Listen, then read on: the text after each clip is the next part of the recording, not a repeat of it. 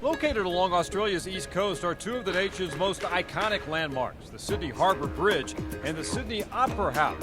But Australia's largest city also boasts a rich athletic heritage. It hosted the 2000 Summer Olympics. Go, tackle, tackle, tackle! Among the most popular sports here is rugby. Children begin playing at an early age with hopes of one day playing for the Australian national team, the Wallabies. When I first saw it, it was just friends and social-wise, it looked pretty pleasing because I had a lot of mates who were playing it.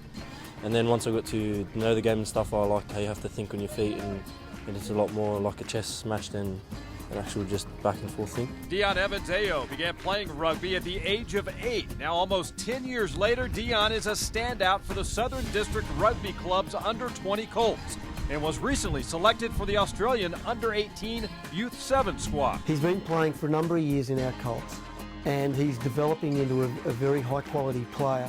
In fact, the first grade coach was just talking about him a moment ago, saying he's not sure if we've got him in the right position yet because he's very quick, he's very skillful, and he's really only just developing physically now. Walking in here 4 months ago, seen a boy who's over 6'2" or so. He's quite athletic, and the way he moves, he's explosive. He's got great footwork over the first 3 to 5 metres, which is a real plus in rugby. He's 1.9 metres tall and probably 90 kilos.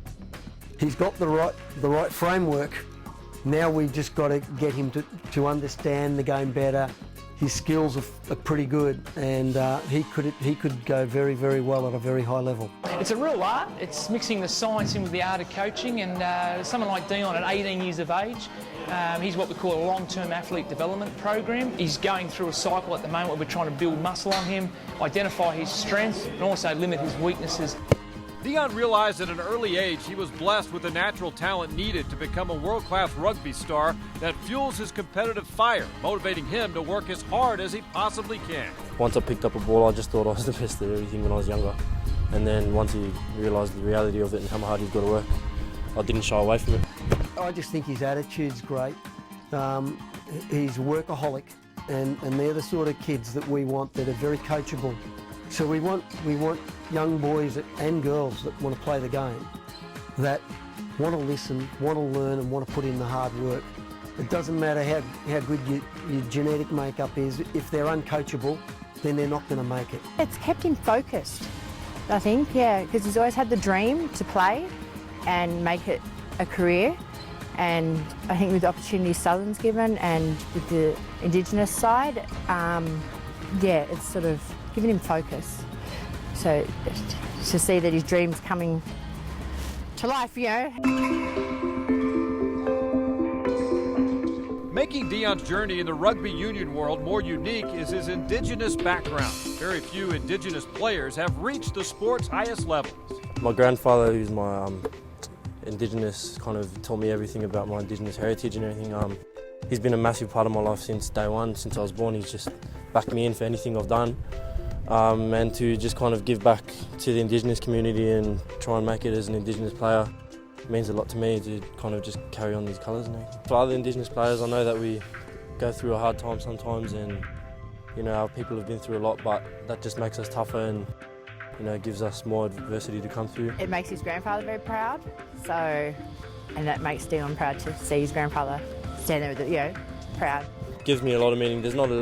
I think there's only a few, but you probably count them on one hand or two.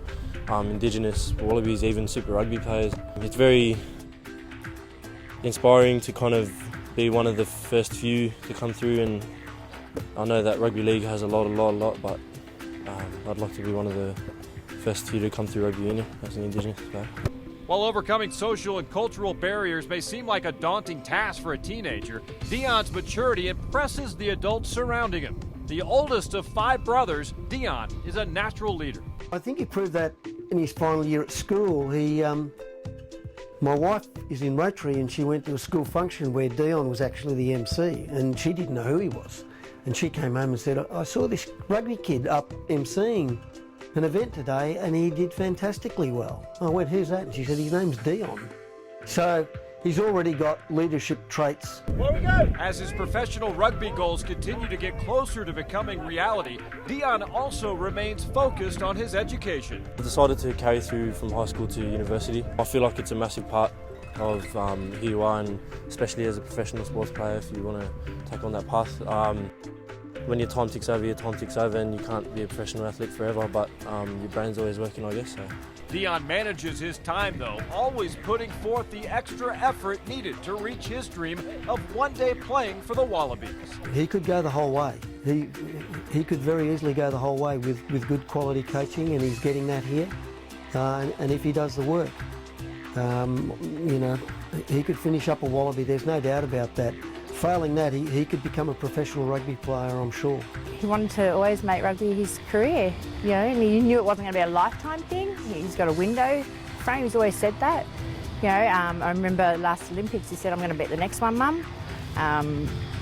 Yeah, so he's always had that dream, and he's just it's like stepping stones, just making his way through to it, yeah.